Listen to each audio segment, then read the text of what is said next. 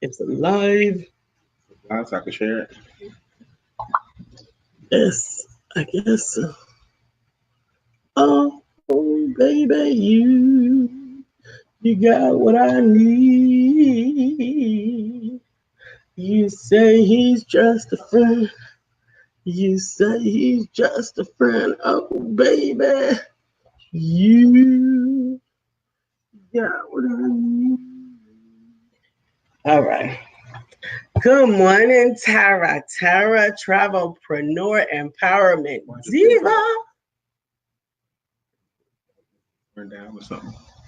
And that does seem far away. I can't read any of that. Good morning. Can we move closer here? The laptop.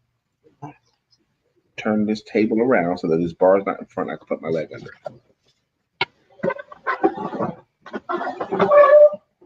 Oh, sure. There we go. There we go. We got our guest in the green room. Good morning, John Nada. Good morning, Alicia. Good morning, Charles Bowie. Bowie. Yeah, Bowie. How many times have you heard that one, Charles? Heard that one. Once people learned your name was Charles Bowie, how many times have you heard, yeah, Bowie? Oh, I forgot to give a title for the show. I didn't need you to give me a title of the show. Oh, I do? I put a title on it. What did you put? Something. Because I got a title. What's your title? Fight for yourself. That ain't it. There's a reason for that, though. Why? What did you put up there? Blended families. We'll get to blended families in the second half. We're going to do fight for yourself. You fight. There's a reason why I want to put that on. Why? I have to beat you up and tell you. We're going to talk about fight for yourself, okay? In case you didn't know, I don't have no trouble at all fighting for myself. Good morning, Monica Diva. Monica Pearson. Good morning, good people. No, he would never beat his wife. He will also never have an opportunity to beat his wife. I will never beat my wife, ever. Not ever. And you shouldn't want to have your wife beaten. The biddies look tig. But oh my goodness, I need. Her biddies look tig this morning. And he's speaking Pootie Tang to me this morning. Don't speak Pootie Tang on the people. Actually, on the broadcast. Don't speak it. That's R. Kelly. No. R. Kelly called them tig old biddies. Tig old biddies. I'm going like no one knows what I'm talking about here. Oh, they don't. I know what time it is, because you're out of hand. Good morning, George. Come get your people. Your biddies look tig. And how many times are you going to say it? Good night. Good morning. My name is Brian McNeil. And I am Lisa Santiago McNeil. Let's talk about it. You can meet Monday through Friday right here on the SIBM network, and iHeartRadio on YouTube, TuneIn, as well as Facebook Live. Good morning to you. I don't think you can file a sexual harassment suit on your co-host if you're married to them. What did sexual harass mean? What did he mean? What is it that he meant? Sexual harassment. Watch it, Mr. B. You know I fight for Lisa. That's right. I got the squad. Alicia? I got the squad. I am so happy that Alicia's on today. Y'all. Because we're going to talk about fight for yourself. Y'all. Fight for your life. Word. I'm going to tell you who else need know how to fight and don't never sleep on them. Because I seen her. I seen her in my spirit. My spirit was like one eye open, one eye closed. Monica. Good morning, Tamika. How are you? Monica know how to fight. Monica who? Monica Pearson. That chick know how to fight. I seen it out the corner of my eye. I seen the spirit rise up. But you know who else who know how to fight? I bet you. Who? Tamika Massey know how to fight. I got a whole squad. For yourself. A whole squad of fighting chicks, baby. Today's subject is fight for yourself. All I heard when I signed in was sexual harassment. Lisa was sexually harassing me. No, I was not. Fight for yourself. I'm telling you guys today, we have a special guest today. The guest will be on at 9:30, and we are so freaking excited about our guest today. Amen. Good morning, Precious. Precious is on. Precious know how to fight. Now, Precious walk around with a whole bunch of sweet love kisses and soul and everything. Doc, that looks good. Okay? Yeah, that looks You look good, Doc. The number 2 camera looks excellent. So you're good with the number 2 camera. Fight for yourself. What was you going to say about Precious? Precious walk around on the low, the soul coach with the soft shoes on, incense all around, and she'll bust your behind. She'll bust your behind. She'll bust you up. Okay. You're right. Okay. I know. I think you. Let me tell you why we're talking about fight for yourself today. I don't know why we're talking about. I'm gonna tell you why. A couple of reasons. 3 reasons actually. Precious will fight you, and then she'll say a poem on me. And feed you. Probably fight you and then feed you. Woo, Lord Jesus, I was the abuser. We got something in common. We need to thank God for that deliverance. Amen. Yes. Amen. You're not that way anymore. No, I am not an abuser anymore. That's past tense. Monica said past tense was. Baby, that power punch is serious. Right. Most professional fighter. Fight her is lethal. That's right. I know. That's her thing. Her body is her business. She's a fitness. Actually, talking about Tamika. Yeah. Actually, Tamika, whether you realize it or not, you're a fitness model. Yeah. Because you design clothes and you wear the clothing designs and you sell the clothes. So you can call yourself a fitness model and be right. Lord have mercy. So why are we fighting today? No, we're not fighting. No, the fight for your life thingy. I'm gonna tell you why. One is I saw this morning that Monique got Netflix is offering Monique $10 million. I don't know if it's true or not. Have you seen the corroboration as to whether or not that's true? No, I haven't. For the sake of this broadcast, we'll presume that it's correct. That's right. And I normally like to check another source like Google. No, you didn't start it, Alicia. He was on the fight before we got on here. So I'm going to corroborate it. So if it's true, right now it's alleged. It's alleged. That means it may be true or it may not. Allegedly. Netflix is offering Monique $10 million. Precious said you got me weak over here laughing or fighting on the low. Yeah, we know you're a fighter on the low. Now it ain't that low because I peeped you. Right. But I know one thing that'll get her to fight. You got mess with them kids or that husband. Mess with them kids or her husband. She'll get up on you. Yeah, it's too serious. You're not gonna play. It ain't gonna go well for you if you mess with her kids or her husband. Not even a little bit. Not even a little bit. Allegedly, she got offered $10 million from Netflix. After they offered her only $250,000 the first $500,000. It was $500,000, $500,000. She was fighting over that. So she was fighting over that because others were getting millions. I don't know that I have that much fight in me. Right. Well, she did. I'm glad. And she felt like she was deserving of more. And she decided to fight for herself, and she was me a station of my own. Lambasted across the country. People ridiculed her. People talked about her. They told her she should go somewhere and sit down. Yes. No one had good words for her. Right. They put her on the air and made her look foolish, even though she was trying to defend herself. However, she did defend herself. Even the times that she was made to look foolish. She defended herself well, but the second they took her off camera, then the same people that was interviewing her in her face talked shit about her. Yes, that's true. So I've seen that. So she defended herself. Synced it. You should have synced it. I just missed it. I synced it for myself. I synced you. But she fought for herself. And if the rumor is true, that means she won. Yeah. Les Brown tells a story one of my favorite stories that Les Brown tells. And Les Brown, he breaks it down in this story. He's 12 years old. His mom sends him to the store for groceries. And back then when he was going to the store for groceries, they had just the big old paper bags. How many of y'all remember the big paper bags for the groceries? Yes. Well, he had 2 big paper bags and he's walking home through his neighborhood with 2 bags of groceries. Yes. His next door neighbors there were 2 boys about his age. Mm-hmm. They had been wrestling each other in the front yard, and their dad sitting on the porch says, when he sees Les Brown coming down the street, goes, why don't y'all stop fighting each other and go jump on that neighbor boy? And they did. So they go over to him, and they're popping upside the head, and they're punching him in the arms. Now, Les Brown's mom had instilled in him the value of groceries. And she said, "You better not drop my And groceries." so he wasn't about to drop his mom's groceries, but he's still trying to defend himself. He's trying to get a kick in. He's yelling at them to stop, and they are beating on him. They're beating on him while he's holding these bags of groceries. His mother overhears the commotion. She comes outside, sees what's going on. She says, "Throw down those bags and get after them." So he drops those bags and got after them boys, and then they stuck to fight with themselves after that.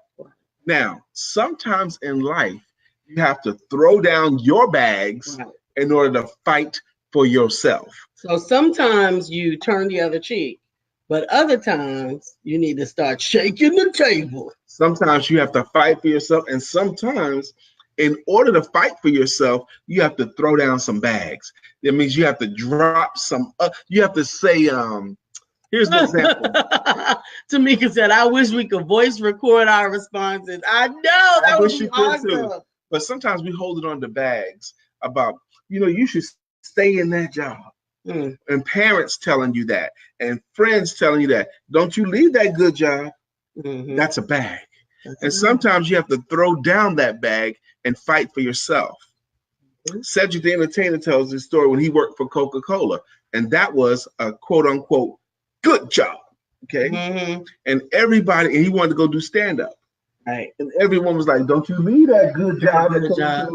Honey, I had to deal with that myself when I don't know where he's going all of a sudden. But I had to deal with that myself when the Lord told me to leave my good job at IBM and pursue, Alicia said, "I've never turned the other cheek," and pursue economic independence through entrepreneurship. And it was a challenge because at first I wanted to help everybody understand. Yeah. Oh my goodness. I wanted to help everybody to understand why I had to leave this job. I mean, my boss didn't want me to leave the job. The job didn't want me to leave the job. My family didn't want me to leave the job. As a matter of fact, my stepmother, godmother was diametrically opposed. Like, God put you in that job. I prayed for you to get that job, whatever. And you're about to retire from that job and you're leaving now. And even to hear it sounds crazy. Like I had taken leave of my absence, my senses. Yes. But I knew what God told me to do. That's a great example there. You felt like you had to convince people. Yeah, until I didn't. Until you didn't. Yeah. A lot of people are in that boat right now. That's the parable of the sower. Those are the birds. I know the parable of the sower. It's in Matthew, it's in Mark, and it's in Luke. The man goes out to sow seeds. He goes out to plant seeds. Some of the seeds land on the road. Some land amongst the rocks, some land in the thorns, and some land on good ground. That seed that lands on the road, it never grows anything because the birds come over and eat those seeds. The birds eat the seeds that land on the road. Now, I call those birds the people that come to pick at your idea, the people that come to eat at your idea, your dream. They come to talk you out of it. They come to eat on you, And Lisa just said she felt like she had to convince them for it until she didn't. Have you ever tried to convince a bird? Good morning, Shadina. Good morning, Shanae. With the bird. Go ahead, Shanae, congratulations on your curvy modeling gig. Yes, we're so proud of you, teammate. We know you're beautiful, but she's getting ready to go to New Orleans and model. Absolutely. And Shadina, good morning. Thank you for joining. Tamika says, when I realized my bags were consuming my strength, preventing me from utilizing my power, I started dropping them one by one, eggs and all. You better say that. That's such a good word, Tamika. Yes. Doing that, Tamika, you now sometimes when you drop your bags, sometimes you take a step back. Sometimes you fall a little bit. You fall a little bit and stumble, and your life gets a little bit off balance. But when you regain your balance, you go further than you did before you had those things that you had to drop. Absolutely. And good morning, Corinda. Thank you for joining, Tamika. Absolutely. But however, let me say this. I don't always necessarily equate what happened to me to the parable of the sower. Okay. Because in that parable, there were those who didn't want to help you, those who wanted to see you fall, those who could have helped you but didn't want to help you, and then the good soil. And the people in my classification didn't fit any of those. Oh, really? No, they didn't. They break it down. I was raised by chickens. You see, they wanted what was best for me, but the only things that they could see that were best for me were traditional and conventional experiences of success. Brenda, he asked what topic we talking about. We're talking about fighting for yourself. Fighting for yourself. Fighting for your life. Yeah. So it wasn't that they didn't want me to succeed. They didn't understand what this could look like successful. Now, they knew what I was doing looked like success. I had reached the pinnacle of success. I mean, according to them. Good job. I had a good job. I had good benefits. I was about to retire and have a good pension. And I still have pension benefits with that company. So pension and retirement, all of that. And like she's trying to leave. She has lost her mind. Somebody needs to have her committed before she messes up stuff. Now, what is the saying? That's why it's so important to trust your instincts over other people's perspectives. Remember, no one can see through your eyes, and you owe it to yourself to trust God. Amen. And to trust that God would not steer you wrong. Now, would never steer you wrong. I like that, Precious, and I'm learning the older I get to trust instinct and intuition and my conscience a little more, because somehow they already know. Yes. Good morning, Tamara. Thank you for joining this morning. Tracy Nicole Bell. Good morning, Diva. Tracy Nicole Bell out of Greensboro. Good morning to you. How are you? Your instincts, sometimes they know. You know, how many times in your life where you felt something say, don't go in there, or don't go to that house, or don't go to that party, or don't go to that thing. You knew it in your gut. Something told you not to go, and you went and you regretted it later. That's gut brain. But now here's what I also wanted to go with that. This morning we talked about that identity crisis, and it kind of falls in line with being able to fight for your life. This morning on the show, Nisha, thank you for joining. Makeup. Right, on this morning's Morning Motivation and Makeup, which is Monday through Friday. Tamara? Monday through Friday at 8-ish. And I think it's actually going to be Tuesday through Friday. I think I'm going to stop doing it on Mondays to give myself a break. It'll be Tuesday through Fridays going forward. And one of the things I talked about was knowing the difference between a poke and a weed. A poke? Yes. And a weed. Yes. You're going to have to share what that is with us. Absolutely. So the importance of knowing a difference between a poke and a weed is a matter of life or death. Oh my goodness, this is gonna be good, y'all. And it's also a matter, the same way that having an identity, a mistaken identity, and allowing that turn into an identity crisis can be a matter of life and death. Okay. So for those of you who know poke greens, I moved here. Poke greens. What's poke greens? I'm gonna tell you. Okay. I promise you, I'm gonna tell you. I'm not gonna leave you hanging. And we have an amazing guest in the green room right now, getting set up. Oh man, so y'all gonna love it. Y'all going to be here at 9:30. I'm telling you. Absolutely, you are going to love our special guest. I want to hear about Dee Mangum first, and then we're gonna talk about Doc. You gotta finish that story. I am gonna finish the story. Playing, don't. Go ahead. So when I first moved down here, moved to Charlotte, North Carolina from the Bronx, New York, I didn't know anything about plants and trees and grass and anything other than what you could get in the supermarket. That was just where I was from. But one of the ladies from church invited me over to her house for dinner. Okay. And when we were there, she was fishing around in the backyard, picking what looked to me like weeds. Okay. And she told me she was picking a poke. Now, first of all, I ain't never ate nothing directly out the grass that I have plucked. At that time. At that time in my entire life. Okay. So I am looking at this bag, but she was putting it in a Food Line bag. Yes, Alicia knows what it is. I know what it is, poke greens. And she was out there picking these greens. So she was putting them in a Food Line bag, and she brought them in the house and she cleaned them, and then she cooked them up and she put them on a plate for me. And they were the most delicious greens that I had ever had in my life. Okay. And she said, they grow wild. And we can pick them and we can cook them and eat them. I said, really? I see them all over my yard. She said, don't you go out there picking a poke, because you don't know a poke from a weed. And if you cook the weeds, they will kill you. Okay. They look just like the weeds, just like when God says, don't separate the wheat from the tare, allow them to grow up together, because they look very close. Well, a poke looks very close to a weed, and to an untrained eye, that's what I'm saying, you will think that it is a poke when it is actually A weed. Alicia said I ate it a lot when my grandma was living. The point is, you have to be careful who you are allowing to judge your destiny. The wrong person cannot judge your destiny because they will have you thinking that you are a weed and you are actually a delicious poke. She took the long way around, y'all, but she got there. Woo. I'm like, come on, baby, get to what you're saying. Alicia, get it. Her grandmother used to make poke greens. Anybody who's ever had poke greens probably has not had them in the last 10 years unless that tradition was passed on because it's not sold in the store. Now, in 12 minutes from now, we have our guest for today. His name is Dee Mangum. And we met him a year and a half ago in DMV, the DNC area.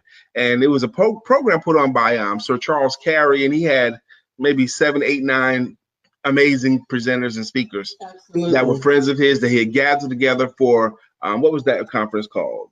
The CMOPT event. Change Masters, Profiles in Courage, okay? Profiles, yeah. It wasn't courage. This time it's courage. Triumph. Profiles of Triumph. Mm-hmm. So he wanted people to tell their stories of overcoming and all that kind of stuff. Thank you to Precious. Everyone stop, hit share. Thank you. And go ahead and click like right now. Pastor Sings is on. Thank you for joining. Pastor Sings. Pastor, you're going to want to meet Pastor Dee Mangum. He's going to be on in 11 minutes. Absolutely. So y'all going to enjoy him. But let me tell you now, Lisa and I, we present a lot. We speak a lot. We're pretty good. And at that time, we was on our game. Now, I am very mindful. I'm 50. I've been speaking a long time. I have learned that it's difficult. Most of the time, it's very difficult to follow me as a speaker because I'm going to bring them big and I'm going to get the audience high and I'm going to get them excited. I'm going to get them going.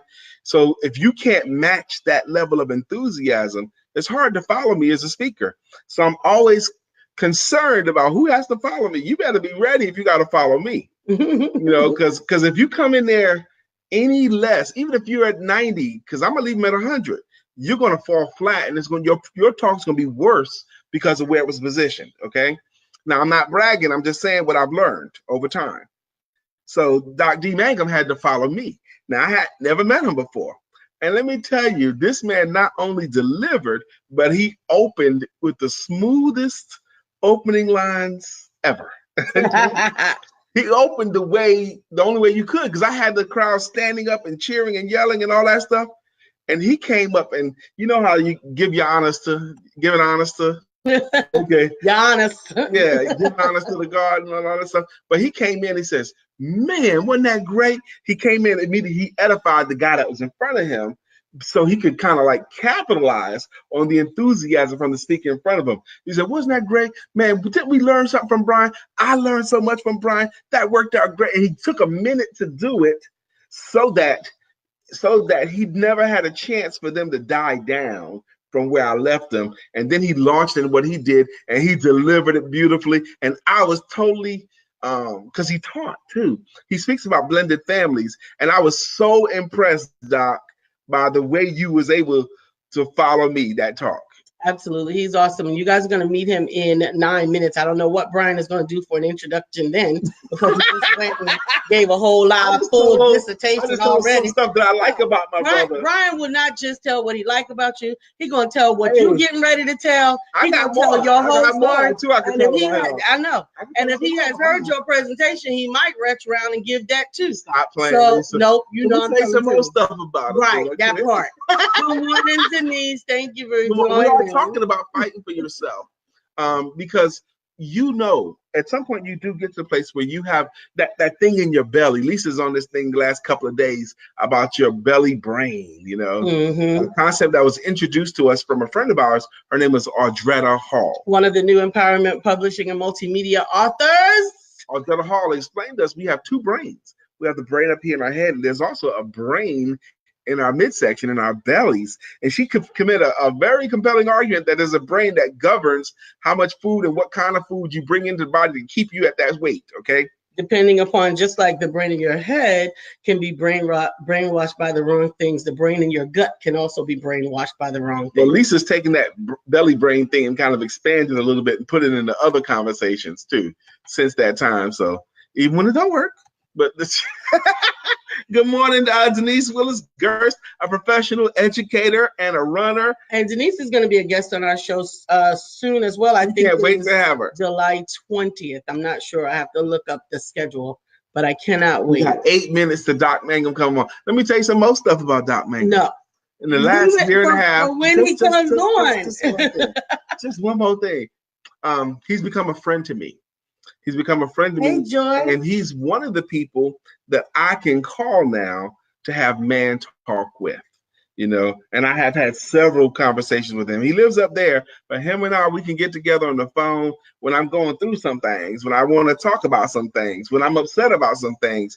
He's one of the people now that I can call and have man-to-man talk with. So that's another reason that I love the guy that I'm about to bring on. That's awesome. That's awesome. And thank you guys for joining us. Enough? I am Lisa Santiago McNeil. And I'm still Brian Keith McNeil. And this is Let's Talk About It on ESPTV7 on the SIBN network, iHeart, iTunes, and right here on Facebook Live. Denise is on. Her husband, John Gerst, he fought for himself in a different way. I've known John Gerst more than 10 years, okay? And almost all of the time I've known him, he was very, very heavy. Big guy. Okay, and that's the only way I can picture John. Well, the last 2 years, maybe 3, and Denise will confirm, John has decided to fight for himself, and he started to get in shape. He started to eat better. He became a runner, became a bicycler. Him and his wife, they go 5Ks, 3Ks, whatever it is. And now, looking at John now, every time I see John now, I marvel because he's a model of fitness now. None of that weight is there. He looks fantastic. Okay, he looks great, but I've seen him huge. Most of the time I've known him, he fought for himself. He fought for his body. He fought for his good health, and he's got it. So tell me, how are you fighting? I'm going to tell you how Monica's fighting. Okay. Monica Pearson, first of all, I love watching her fight right now. Okay. With her new book, and we're going to have her on as a guest on Family Secrets. Since 2014. In fact, Monica, if you could put the link. Thank you so much, Denise. Monica, if you can put the link to your book, I'm having her on as a guest as soon as we can get her into the schedule. But she is out there fighting for the opportunity to share what she's learned and now put in a book with others. That's right. Denise said, stand up for your man. No surgery, no medication. And he did it. True grit. He did it with no surgery, no medication. He had to have made, it was in his head. He had to make a mental shift in order to fight, because it took a long time. Like the belly brain was working against him, I'm sure. It took a long time for him to get and maintain that weight for so many years. Hey, Stephania, the connector. There she goes. Yep. Thank you for joining. We are fight 5 minutes away from our guest. Oh, man, I'm excited. 5 minutes. Monica has, and I can tell, that's why I know Monica's a fighter. Because right now, even the energy in her post is like, look, whatever, I'm doing this. I wrote this book. Read it or don't read it. Somebody gonna read it. I wrote it. We getting ready to get it out there, get it in, whatever. She's taking it on the road. She's getting it in front of people. She's hustling with it. And I need people to understand. And I work with authors every day. And I'm about to actually shift that as well, because getting the book into the universe is not the hardest part. Yeah. Getting the book into people's hands after that is the hardest part. But you can earn money around that part too. So of course you can, but the point is you can't expect it to sell itself. Understanding that you have to get out there and hustle. Wait. You just said some brilliance. You wrote the book. Okay, you marketed the book, you published the book. Still ain't gonna do it itself. You're gonna still have to do your part in order to sell that book. Absolutely. Denise goes on to say, absolutely, he changed his eating and his mindset, and the whole family is on board. And it really takes a team as well. That means he has support too. Yes. Good morning, Carmelita Langino Sims. Who we got? Carmelita's another one that fights. She's a fight. I believe God honors your fight for yourself. You know, your fight. Lisa and I have had to fight for ourselves when money don't come, when contracts fall through, when vehicle breaks down.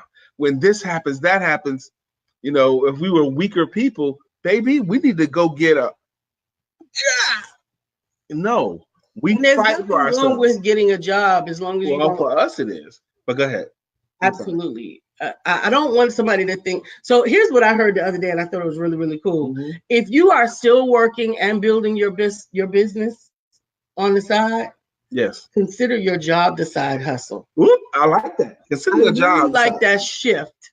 3 minutes. I really like that shift. Your job can be your side hustle. She's calm for sure today. So Carmelita, Miss Sims, Ms. Longino Sims, who is the fighter? Whoa. Because I know one of them is the fighter. And I know for sure that she'll fight over her Sunday, honey. She'll fight over her husband. She'll fight over her kids. And that grandbaby, she'll fight over that grandbaby. But now she has begun to also fight for herself and her business. She's fighting for. Listen to what she said. She's fighting for herself and her business. Now, I'm even now, the concept of fighting for yourself has gotten bigger to me since the show started than it was before. Because there are so much of the times in our lives, I'm thinking of the Bible where they have to fight for the cause. Yes. You do have to fight. And you know what? You are worth fighting for. Yes. You're worth we had to go, even biblically, when God gave the promised land, you had to go and take it. You had to go possess it. Which meant you had to fight for it. You had to kill them and take it. Yes, you had to fight for it. Alicia said, I had to fight for myself when I couldn't afford to be by myself. Amen. Wow. Preach. Me and my hubby know how to fight, especially for the dream.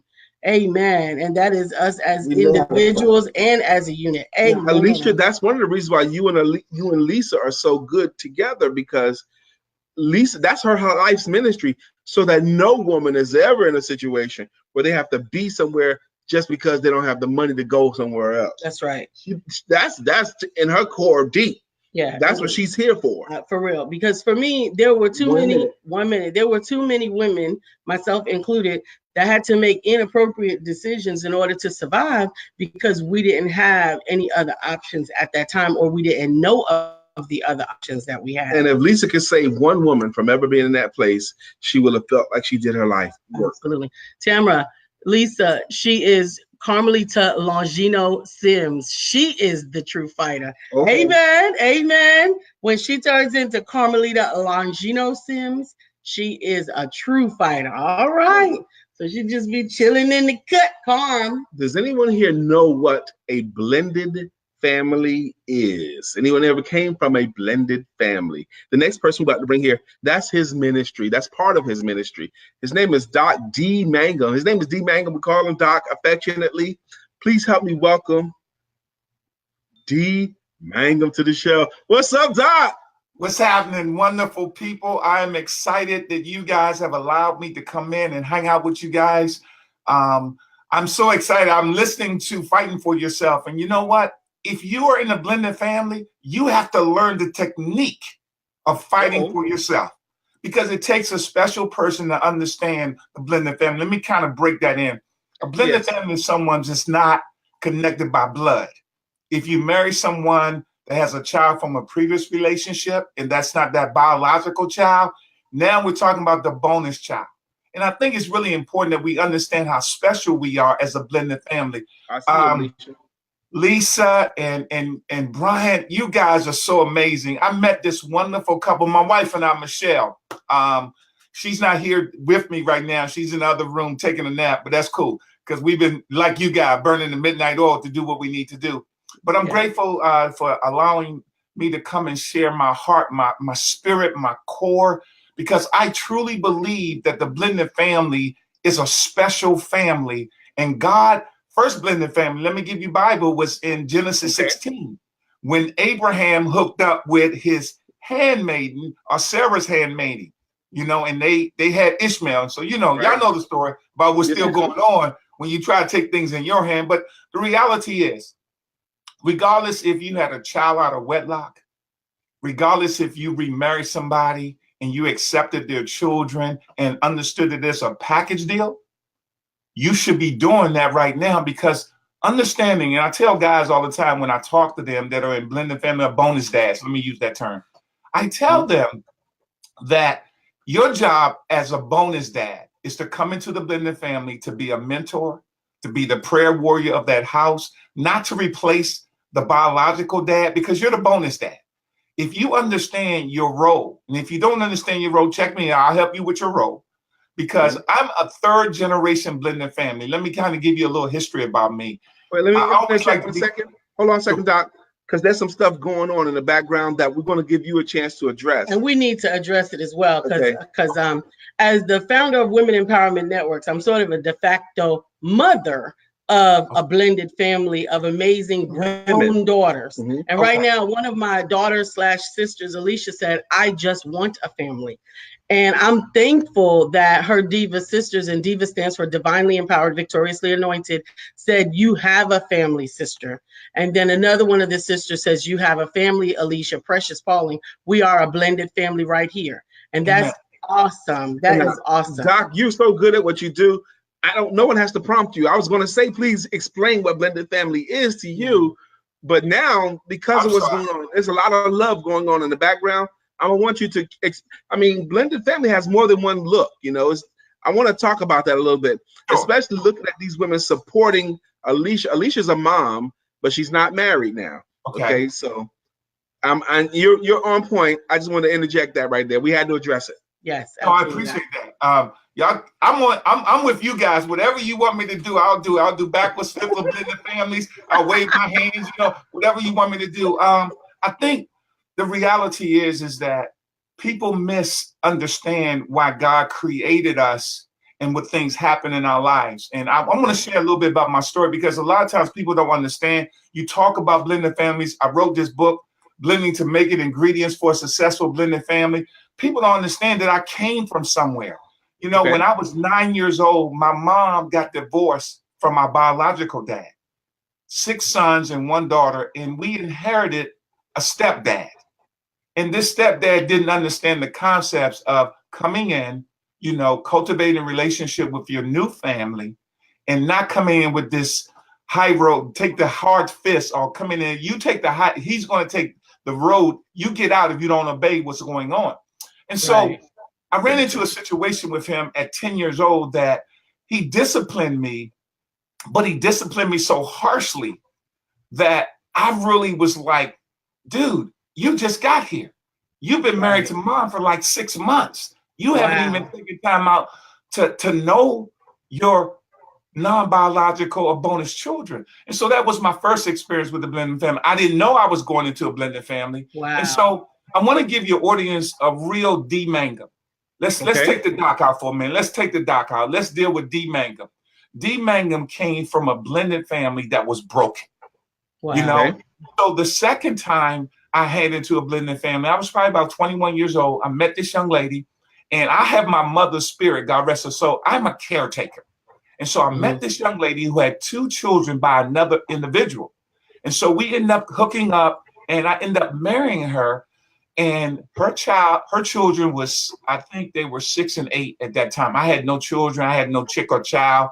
I didn't have nothing. I was just a single guy, basically out of college, but I met this young lady, and I wanted to be a role model. I wanted to be an example to her kids, because I understood after we talked for years, we talked for a couple of years, and I found out that, unfortunately, that the biological dad wasn't doing what he needed to do. And so, I said, okay, let's do what God said do. Let's do this. And then I married her. And so I inherited 2 bonus kids that were not my blood kids. And so I came in there with the caretaker attitude, didn't come in there trying to rush nothing in, but wanted to cultivate dreams, wanted to cultivate goals, to let them know that you can be something. Yes, I understand that your biological dad is where he is, but listen, God has placed me here to put you where you need to be. And so moving forward, unfortunately, that marriage ended for a lot of different reasons.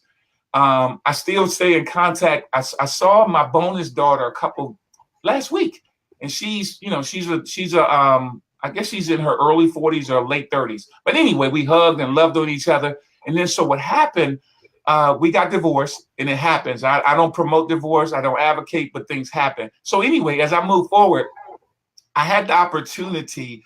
I have a twin brother whose name's Wayne. And, we're fraternal, but he was dating my wife now, Michelle's girlfriend. And I was single for about 5 years, doing the teaching thing, coaching basketball. And so we kind of hooked up from that point of her girlfriend introduced her to me, Michelle, over the phone. It was a blind date, Sister Lisa. I didn't know what she looked like. I didn't know could she do whatever. And I was like, okay, God, what we gonna do about this? God, you know. And then so we met at church. And I'm gonna be honest with y'all because I love being honest. I saw this young lady. I said, wow, she might be Esther. So she might be Esther. And I said, Lord, what you gonna do about it? And so anyway, we talked over the phone, and I gotta tell you this, for all of those single mothers out there that have children, I want to give you this point from a male's perspective. God said when a man finds a wife, when a man of God finds a wife, he finds a good thing and attain favor. The reason why I gave you that scripture about Proverbs is because since I met Michelle, who had a son from a previous marriage. So I go 3 times. I'm in the blended family again. And so the beautiful thing about this, we both had the perspective of God running our lives. So we dated for about 15 months, and I had great conversation with her son who was about to graduate from high school. And he asked me this question. He said, why do you want to marry your mom? My mom. And I said, well, I feel that God will allow me to be in her life, to build her life, and to help her to be a better mom, and you can help me to be a better dad. I'm not here to take your biological dad's place. I want to be one of those instruments to help you as an African-American young man to soar, to reach your potential. And because I know that, and so our relationship is just tremendous now, being a blended family for the 3rd time. But here's what's really about my personal stuff. Our daughter, Tiffany, just married into a blended family. Oh, wow. She had a daughter from a previous relationship, not marriage. And then she met this young man who had a daughter from a previous relationship. One of our sages, Precious Paula, says, your lessons are your blessings when you learn from them. Yes. And she's right. So I'm a bonus dad. I love blended families. I would do anything for a blended family. I wrote that book because I wanted to show people how to navigate through their lives and their blended families from a practical perspective, a therapeutic perspective, as well as a spiritual perspective. Because I tell people all the time, yes. I got a question for you. Sure. My oldest daughter is 28. Okay. I've been married. This is my last marriage, my 3rd one. When I met I had 2 children with my first wife. Okay. A 28-year-old daughter and a 27-year-old son. And then I was single for 3 years. When that marriage ended, I was single for 3 years, and I met a second woman and married her. And she had 2 girls when I met her. So now I went from 2 children to 4 children. I always treated them as if they were my own. And then we had a child together. So now that's 5 there. Okay. Now, my oldest daughter and the children were all having a meeting, and my oldest daughter made a statement, and the other children talked about it. None of us grew up with our dads in the house the whole time. Not any of those 5 children grew up with their dads in the house the whole time. And she feels some kind of way about that. And I'm not really sure how I can be supportive of her thinking about that. Do you have any words there? Do you have any counsel for me? Sure. I think the reality is all blended family starts from a loss. And so when I tell they start from a loss, they need grief counseling. Losing someone is grief counseling. And unfortunately, in the African-American community, we don't get the proper counseling. We don't go to the stages of denial and anger, because right now she's feeling angry. She feels abandoned. And in her mind, she feels that she lost something and nothing was gained. And so there's a big loss there. So I want to tell you this. Meet with her. And the thing about it, love on her in a different way. Ask her, why do you feel this way? Is there anything I can help you to pivot? Because right now, emotionally and psychologically, she needs to pivot, but you got to deal with the loss. You got to deal with y'all know this, the brokenness of not having my dads in the house. That feels like a subtraction versus an addition. And so she's struggling at being a young adult, because here's the thing that I found out a couple of weeks ago. Dads we are responsible for nurturing their identity in our children. The mothers are responsible for nurturing their affection and their love. And so, Brian, what I would say to you and anybody, that if you have a conversation with her, tell her what she feels that she's lost and have her to be definitive. And then you can frame how you can love on her and how you can show her, you know what, you're not lost. It wasn't your fault. You did not make the mistake, or you did not cause, but here I am now. I'm here with the grace of God to love on you beyond measure and to let you know how special and how valuable you are, even in the midst of it. Because in Christ, even though there's a loss in the field, it changes to a win when we pivot to Christ. And so I want to encourage you, man, because I've been there, you know, and so I sit down and I always tell young children, and I think one of the things that happens, Pastor Lisa and Brother Brian, is this. We don't get counseling for our children when there's a divorce. A lot of times we get counseling for ourselves as adults. We don't get premarital counseling for our children, but we get it for ourselves. We all googly eyes and loved up. But let me tell you something. When you're bringing a person into a relationship that's not the biological parent, I want to encourage Teresa to please. That's awesome. This is some good word for somebody. For the children. Yeah. Yeah, Stephanie, I want to give you some comments from the gallery. Our co-producer, Stephanie Mars, loves the term bonus daughter, bonus son, bonus father, bonus mother. Amen. And Precious Paulin says, your lessons, the things that you learn, your lessons are your blessings when you learn from them. We had several people join recently. Let's just recap what we're doing here. Amen. We have Dr. Dee Mangum. He's an author of a book about blended families, and that's his ministry, help blended families. So some of you guys who just joined on and you already saw this face up, they didn't know who he was. That's who he is, and that's what we're talking about. And Precious, particularly, like, I just apologize with no ifs and or buts. All she needs is for you to honor her experience. That part is everything. Absolutely. Thank you, Precious. And I like the part that he said that the mother is responsible for the nurturing the affection, and the father is responsible for the identity. And I know that to be true because I've been holding men's groups, and so many men, even in their 50s and 60s, if they didn't have a relationship with their dad, they spend their whole lives wondering about it, trying to figure out who they are, where they're from, what they trying to figure out, who's my dad? Why am I like this? Yeah, so I know that part of who that has been true for me, which is why I searched for my father for so long, and only to find him after he had already passed away. I had to create my own identity, which is why I chose to retain his last name even after getting married, because I had never been whole yet. In my mind, I had never didn't know. I didn't know who it was.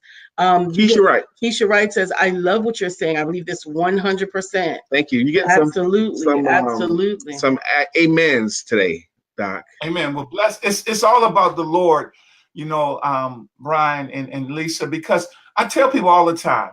I talk, you know, I am licensed and certified as a pastoral and clinical therapist, but I tell people all the time, it's not about my training. It's not about really, the experiences are important, but I always try to give people biblical principles so that your blended family can go from just existing to excelling.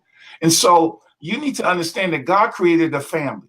And too many of us, we allow people to dictate how our family should be. You know, we allow. Sure. Someone going into a blended family, about to marry someone with children already, what tips would you offer that couple, that family?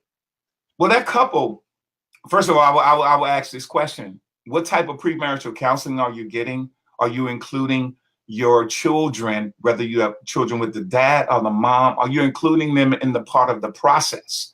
And understanding that this process, psychologically, psychiatrists have said take normally 3 to 6 years for a blended family to feel like they really mesh.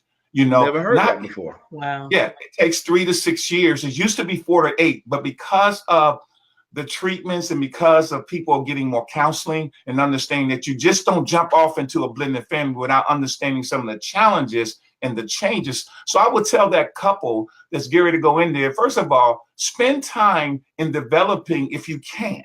I don't know how long the courtship is, but spend time when you make that decision that you're going to marry that person, allow that family to come together and with the children, everybody, and start cultivating some type of connection. So when they get into the marriage, it's not a shock. Because one of the things about with blended families is that if you're going to marry someone that's in a blended family, if you have a house and you, for example, and that person has an apartment and you live in one community and that person lives in another community or state, then there's going to be anxiety of transitioning from that state to another state. So these things need to be talked about in premarital counseling session. We need to tell you're going to leave your friends. You're going to leave your school. You know, you really get to do a permanent change of station. It resonate with me. Now, to get a little bit personal again, because we both married into blended families, but our children were closer to adulthood. Okay. And I found in this particular case that we did a lot less blending because there was more autonomy with our children because they were almost grown, with the exception of the youngest, who is 14. 15 now. Mm-hmm. He was 13 when we got together. Mm-hmm. Even in that circumstance, because I don't get to see him that often, I was very conscientious not to interject myself into his and his father's relationship. And I sort of still feel like I find myself on the outside of that relationship, not in a bad way or a good way, but just separate from it. And I don't know if it's good or bad. I'm just saying that it is. And I just wanted to bring that up. Well, that's a great question, Lisa. I think one of the things that happens, and I always tell couples that's in a blended family or going into it, even though if your kids, see, what we must also realize, even though the kids are almost older, that doesn't mean that they are immune to some of the feelings and the emotions that happened when they were younger. Y'all know people take stuff when they're younger into their adulthood. And if it's not talked about, if it's not communicated, then they assume XYZ. And so in that point you made about feeling kind of conscientious, I think that's a great point, because here's the thing. When you come into, if you're not part of the biological relationship and you're the bonus parent, you have to develop a relationship with the new husband or new wife and say, listen, let's talk about some expectation and ground rules when we go into this situation. Because what happens is that automatically you assume that, you know, you're going to be on the outside. One thing I love about Brian, I know Brian not going to keep you on the outside, but I think it's very important that you constantly talk about these things, because understand that he's 14 or she's 14 and they're still trying to figure out, especially if the moms are still alive. Let me say this, and I don't know this is in your situation, but I've dealt with this. Some of the bonus moms or the biological moms really don't like the bonus mom. And so sometimes, unfortunately, if the son or daughter is with that parent, because that parent is a primary custodian, that parent, unfortunately, will try to sabotage that relationship with a new amazing bonus mom like you, Lisa, because you really are trusting God. And so there's a spirit of intimidation, because they may be thinking, because they didn't get counseling, that I didn't do the right thing, or I'm afraid that Miss Lisa gonna take my son's heart. It's so. Yeah. I'm thankful that I don't think that that's the case. Actually, catch up. I want to catch up with some of the comments. Tamara says, I have a blended family and it's such a blessing now. However, please know that it is a process and it's always been a blessing. Has it always been a blessing? No. But I love the fact that my children have two fathers and a mother. Looking from the outside, people don't understand. It works for us. And I do want to talk. Hey, Lady V. I love you. God bless you. I do want to say that God bless all on this platform. Lady V watching from London, England. Amen. And we're on with Doc Dee Mangum, the author of Blended Families. If you can hold up your books for me. It's Blending to Make It. Blending to Make It. Ingredients for a Successful Blended Family. Absolutely. For a successful blended family. And go ahead, Lisa, but you have an event to announce too coming up. But go ahead, baby. So I was going to say, I'm fortunate that Brian's son's mother and I have a very good relationship. Awesome. Actually, probably better than the kids. I have a better relationship with her than I do with the children. Not that the children's relationship is bad. I'm just more intimate with her. She and I spend more time talking than the kids. And I kind of have felt that Brian has kept the kids to himself. And I'm not sure if that's just because he doesn't get to spend a lot of time with them. So when he's with them, it's almost that's his time with them. And I don't really infringe upon that. That's kind of how I feel about it. But I love all of them. And I just I hope that we can continue to grow together. It's tough for me, you know, because I do want to honor the time I have with them, but I also want to include my wife in it. But I don't want it to be. You don't want to force it. I don't want to force it. Yes. So, you know, we doing what we're doing when I'm with my children and all that stuff. Now it's tough. You know, maybe I don't have the strategy for how to do that. You know, so I'm still figuring. Like for example, her sons. I have no relationship with them. None. They because they never got to know me. Next thing you know, me and my mom we're a couple before I even realized, wait a minute, where'd this dude come from? And then we married, and they still didn't even get a chance to know me. So they don't talk to me. Yes, so that was difficult. And they were right on the verge of independent adulthood. They were in their 20s. Well, yeah, 20. They were 20. So they were ready to let me go and let life go. So they just never really gave any of this an opportunity at all. Well, I think the reality is going to take place sooner than later. If they are in relationships now with females, God's going to turn it around to where they're going to come to you, Brian, and they're going to ask Miss Lisa, Pastor Lisa, some questions. See, we know. I hope they do. I want to. No, they will because of you. I'm telling you, because of your walk with God, because you love them. And I want to say this real quick because I know the time is moving, but I want to say this about you and Brian. Y'all need to. My recommendation is that y'all stagnate times when you get your sons. That maybe you have it for the first time, and then the next time you get them, bring your wonderful wife in, because you have to start creating an environment that they become accustomed to, not forcing it, but talk about it and even let them know, you know, and then you will see because you're planting seeds. Y'all know about planting seeds, and the fruit's going to grow up. And before you know it, they're going to be loving you. And I've been there, man. I'm telling you, I've been there where non-biological sons don't talk to me. You know, one of my biological don't even talk to me, but it's okay. We still praying and loving on them. No, you got to continue to pray for them and love on them. And when they call you, you send them a Father's Day call or send them a card and say, I'm thinking about you. I know we haven't talked. I love you. I appreciate you. And leave it there and let God take care of the results. See, a lot of times in blended family, we try to persuade the results. But send a card and say, I'm thinking about you. To the son that's not talking to you, the daughter that's not talking to you. I send a loving, encouraging card. Amen. We only have 5 more minutes, and we only got 2 minutes left with you, Doc. So thank you for coming on our show. I want you to please tell us about what you have upcoming, and also how people can get your book and how they can connect with you. Okay. We are getting ready to do a 4-week blended family seminar series entitled Straight Talk About the Blended Family in Waldorf, Maryland, in the DMV, beginning July the 7th. This coming Saturday, we're starting this seminar series because what we recognize that the blended family has been facing difficulties and challenges. And a lot of times the blended family has been given a bad rap, especially in the Afro-American community. And so we want to talk about effective communication, parenting on a united front.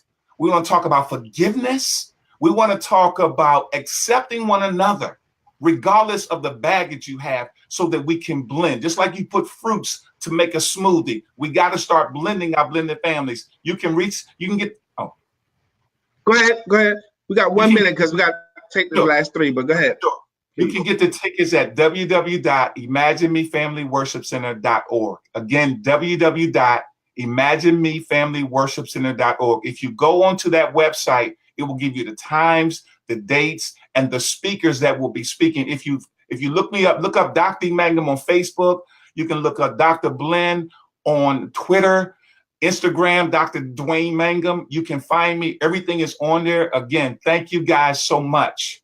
What was that website again? www.imaginemefamilyworshipcenter.org. Imagine Me Family Worship Center.org. That's the name of your church. That's the name of my ministry. Imagine Me Family Worship Center.org. Doc, you have been amazing. I knew that you would be. Lisa and I, we love you so much. We're excited about you being on our show. Our co-producers have loved you as well today. Thank you, sir. Thank you. Blessings to you. Love you, Michelle. I love you. Wait. Behind you. Hey, Diva. What is up, Queen Michelle? How you doing? I'm good. How y'all doing? I'm good. Your husband was amazing. Awesome. We have to log off, but I'm happy that you put your pretty face on camera. Thank you so much. Y'all have a wonderful day. We'll talk, Brian. Thank you. Right, but if you can hang out with us for a couple of minutes after the show. Okay, sit tight. Wasn't that amazing? This is something that not a lot of people have enough expertise to even talk on. Mm-hmm. You know, who talks about these kinds of things? But we all are living with it, and no one is talking about it. No one's giving counsel on it. He's the only one that I know that speaks on it right now. It's important. It's an important message to get out there and share, because actually I would say that a considerably high percentage of all families now are blended. I think so we too. have so many people that are in their second marriages, or they didn't have a first marriage, they had a child out of wedlock, and the custodial parent is now in a new relationship. So like blended families is practically the new norm, the new normal. I think so. Also, before we leave here, I want everyone on here that can and will embrace Alicia Walker, for her to say that, I don't take that lightly. Not at all. She knows she has friends, but we need her to feel that her friends are her family. Yes. I've heard a great talk, and it's kind of convicted my spirit in my adult life, that today our friends become our family. Our friends know more about us than our family do. Our friends are around us more than our family, and our friends support us more than our family. Absolutely. And we want to encourage Alicia to understand that we are the family. I am, she calls Brian Mr. B. She called me Mr. B. And we about the same age. Yeah. No, she's older than me. Not Alicia. Alicia's 42, I think. Okay, cool. But anyway, it doesn't matter. Age doesn't really have much to do. Anyway, get our sister, y'all. It's 10 o'clock. We want to love on her. We want to continue to love on you, because you're important to us. And that's why we come each and every day to come and hang out with you, share our amazing friends and family with you. I finally have hands. Alicia Walker, I love you and believe in you. Shadina was probably driving this morning. I am Lisa Santiago McNeil. I am Brian Keith McNeil. And this has been Let's Talk About It on ESP TV 7 on the SIBN network, iHeart, iTunes, and right here on Facebook Live. And remember that your life is not a scrimmage or a practice game. There's no Martyrs Hall of Fame. Time, the speedster, takes its toll. And for all of us, every day really is the Super Bowl. So God bless you, and go forward and live your Super Bowl life today. And remember that you have been blessed by the blessor to be a blessing. So permission to be amazing is granted. God bless. Go have sex. It's good for you.